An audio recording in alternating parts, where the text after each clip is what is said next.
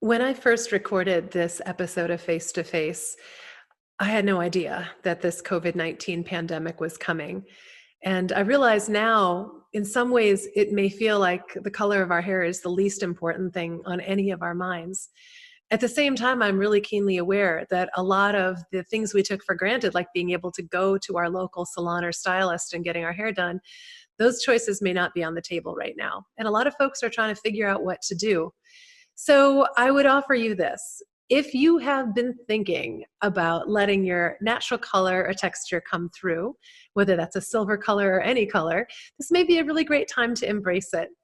And if not, and you're still excited about working with your stylist, this is a great time to try something new. Maybe some transitional options about colors or cuts would be the right thing to do once everyone's back in business again. In the meantime, keep in mind that a lot of folks working in hair salons and stylists who have great skills aren't getting a chance to use those skills right now. Unfortunately, a lot of those businesses are shuttered during a period of social isolation or lockdown. And so please do what you can to support them with money and encouragement and to let them know that you're thinking of them. I think we're going into a time where a lot of our patterns and things we've taken for granted are going to be changing. So you don't need to figure all of that out right now. But for those of you who are thinking about making a change in the way you manage your hair or your hair color, I hope you'll enjoy this episode of Face to Face. And in the meantime, please take care of yourself, take care of each other. This too shall pass. We'll get through it together. Every part of life has its own gifts. And one thing that Cindy Joseph taught me was that things do not happen to us, they happen for us. And even though it may not seem like that right now, I suspect we're going to find a lot of gifts in all of this together. Hi, I'm Pilar Gerasimo, and I'm so glad to have you joining me for this episode of Face to Face. We're talking about the silver hair renaissance, which is a topic near and dear to my own heart. As you can see, silver hair is something I know a little something about, but a lot of what I learned from my friend Cindy Joseph. So in this episode, I'm going to talk about some of the themes that came up most often in our conversations, things like attraction, things like resistance, things like grow out, and also the funny things that happened to both of us when we got through that grow out process and settled into our own silver hair renaissance, some of the fun things that happened. So I want to talk about attraction first, because in some ways, if it weren't for the fact that I was so attracted to Cindy's silver hair, I might never have met her at all. I remember I shared a little bit of the story of how we connected in the introduction to this series. But for those of you who didn't catch that, basically I saw pictures of Cindy in magazines and ads, and I was like, who is this amazing woman? I must have her on the cover of this magazine that I had just started called Experience Life, which was a healthy living magazine. And to me, Cindy just broadcast health and vitality. And her silver hair, the way that she wore it, had as much to do with my attraction as how it actually looked on her. Cindy looked great in silver hair, as I think most people who have silver hair do look great in it. But her confidence and her vitality and her comfort in her own skin just radiated out of her. And I think a lot of my attraction was to that confidence and to the fact that she felt good in her own skin, and I wanted some of what Cindy had. I think that brings me to the next topic, which is resistance. Because it probably wasn't more than an hour into my first conversation with Cindy that we started talking about the topic of my hair, which was colored at the time. I was in my early 30s, and I'd been covering up my silver for many years by that time. And, I started expressing a lot of interest in what her experience had been like, and she began asking me questions. And of course, what came up of like, well, why do you color your hair? And, when I began to contemplate not coloring my hair, all of my resistance came up, all of my fears, all of the things I was pushing away. And I think that that's true for many of us. We have a lot of resistance to what it's going to mean to go silver. My own reticence about letting my silver grow out had a lot to do with what Cindy would call my fears of loss. Some of those fears had to do with my professional life. And as a health and fitness magazine editor, wanting to appeal to a young, healthy, vibrant audience, and my fear that somehow if my hair were silver, I wouldn't be taken as seriously professionally, that I might be seen as, over the hill or not plugged into the communities of health and wellness, or that maybe younger people wouldn't have as much interest in what it is that I had to say or be willing to trust me and my perspectives. And this is all very interesting stuff about our larger belief systems about aging and women and aging in particular. But at that point of resistance, Cindy would often challenge my assumptions and beliefs. I also had a lot of resistance on the basis of just thinking it wouldn't look good on me. And this is another thing Cindy, we talked a lot about, is everyone would come up to Cindy and say how great silver hair looked on her. And she would inevitably say, it probably looked great on you too. And everyone would say, no, it wouldn't look good on me. I was one of those people.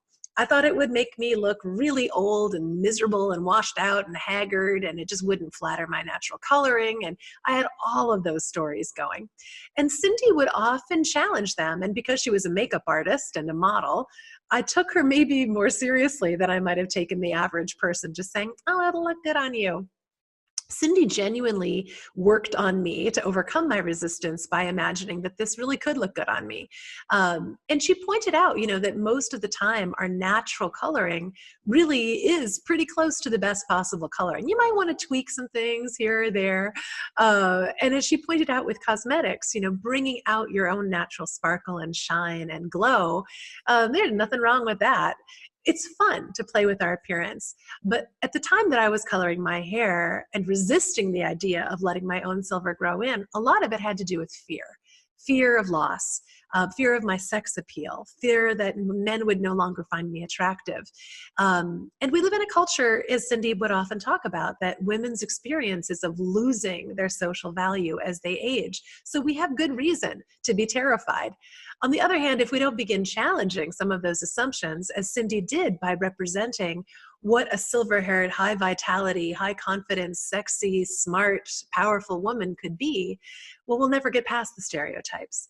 So I overcame my resistance in part because I was real curious to know what it would look like, and I lived in hope that it might look good on me, but also because my desire to show up and be myself in my natural body, in my natural hair, started to overwhelm my fears of loss. The other thing that happened to me was Cindy got sick. And when she was diagnosed with cancer and realized she was going to do chemotherapy and lose her hair, I decided to grow my own silver out in, I guess, solidarity with her. I figured if she could be courageous enough to fight cancer and go through chemo, then hey, I could get over my fear of loss about my hair, just being silver. So I did that, and it was really an interesting experience. I did run up against all of my own beliefs and fears of loss, and Cindy and I talked a lot about it, even as I was going through it. Physical, mental, emotional, spiritual resistance that I had on every level. But my beliefs about what I was going to lose turned out to be false. And I think that that's another really important component of growing your silver out, is that you will confront other people's assumptions and other people's opinions, but you will also have a chance to challenge your own belief systems in ways that are really profoundly empowering. At least I found that to be true. Okay, so now let's talk about grow out, because grow out is a process. And I will say it was one of the things I had the most anxiety about. A lot of my fear was that people would think I was letting myself go. I'd just forgotten, to color my hair and didn't notice that there were 2 inches of silver at the top of my head and a little skunky line. So I used a few different strategies, and they're the strategies that, many people use. And Cindy, I know, talked a lot about them. The first phase, I just covered it up. I used powders or sprays or wands or liquids or whatever I needed to. The sprays worked pretty well, I found, for root cover up. And I just used them wherever it was really obvious, like at my part and at the front of my face, for a few months until I had enough that I felt like I could begin integrating lowlights and highlights with more success. And then I found a really good colorist who was a fan of natural hair, both of natural color and natural texture, who would help me kind of go through that transition process by highlighting and lowlighting, adding in more colors. And I kind of had a funky, like, I don't know, more hip fashionista kind of thing going for a while. I rocked a few looks that I might not have in normal daily life, but that was fun too. I got a lot of compliments on my hair during that transition phase, interestingly, and I ended up really liking the way the silver and gold kind of blended together.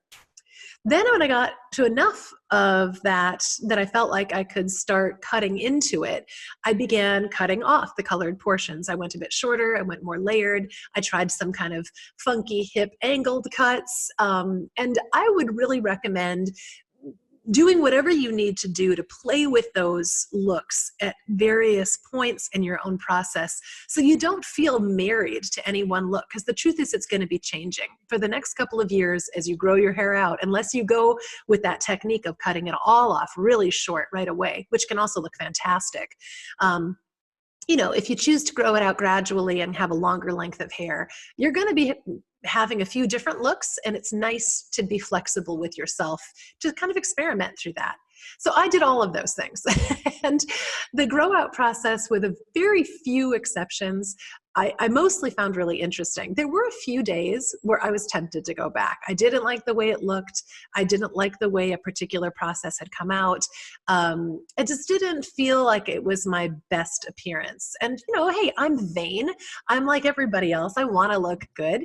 But I'm really glad I'm very glad that I stuck with it, because it's funny. Now I look at pictures of myself with my blonde or brown hair, and I really like the silver better, which I would never have predicted. I was definitely one of those people that part of my resistance and my belief was that it would just not look good on me, Now I think it does look good on me. And like Cindy would often say, there's a different beauty at every age.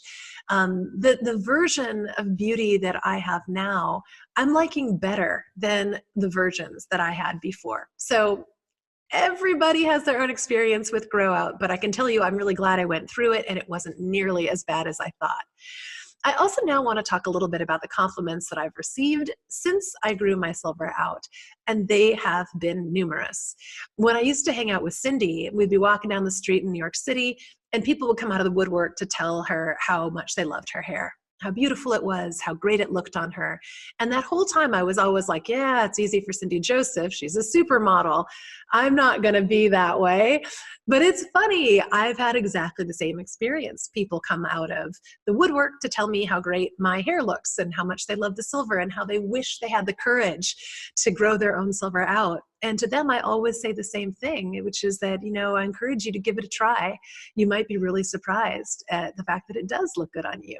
Silver looks good on almost everybody, truly. Some version of silver that comes out of your head on you will look good on you. And it has to be the look you want and that you're ready for. So I often make a point of, when I see other people with silver hair and I think it looks good, of telling them. We don't share enough compliments with people, but I think anybody who has the moxie to give this a shot and may not be getting as much positive feedback and encouragement as they'd like in other parts of their life, it's a great thing to just walk up to someone and say, I think that looks great on you, So I'm doing that too with men now who are growing the silver out in their beards. And I think, I know a lot of men who used to color their hair who are now growing it out as part of this silver hair renaissance and really celebrating that look. Also younger people who are now dyeing their hair silver, because silver is so in and trendy that even 20-somethings are doing it and teenagers are doing it. It is a fun look. And I don't know that I would have ever colored my hair silver, but I like the color it is now. So I want to encourage you to think about your reasons for not letting your silver grow out, or what your beliefs might be about what you will do when your hair does start to turn silver or gray or white, if it ever does. These are interesting things to contemplate because they will bring you up against your fears. They will bring you up against your resistance, and they will bring you face to face with your own beliefs about where your value comes from, where you're afraid of losing. And I think the truth is, there are always going to be moments that people make assumptions about you based on your appearance. And it can also be very fun to blow those assumptions up, which is part of what I realize I'm living into now, is I'm kind of blowing up my own assumptions of what it would feel like to have silver hair. And it's been fun to model a look that other people are now saying is attractive. And that's blowing up a lot of the assumptions I had about what other people might think of me or how they might see me. So encouragement to you to consider embracing your natural look, whatever the version of beauty is that you're rocking now in your life, and doing it at your own pace. No pressure. There's no reason you need to do any of this today or tomorrow, but do begin to think about it. Reflect on what your desires and goals are, as well as what your fears and resistances might be.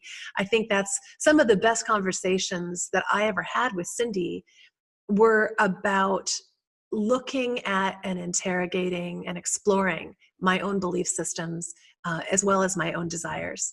So the truth is, only you can make this decision. Only you can know.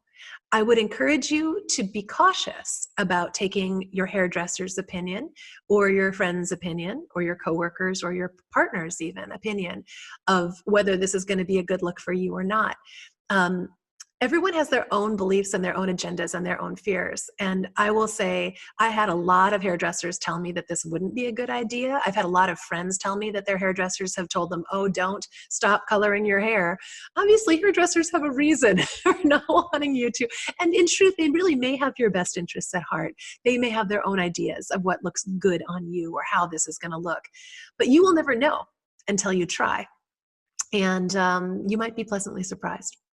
So with that, I will leave you to contemplate and to consider, and feel free to ask questions. I'm curious about your own experiences and impressions. Please share those. And we'll be coming back with more episodes of Face to Face on more topics that I hope will be of interest and relevance to you. As I said, they're really the things I'm still thinking about and living into every day, and that I continue to treasure from the conversations I had with Cindy Joseph. So stay tuned for more of all of that.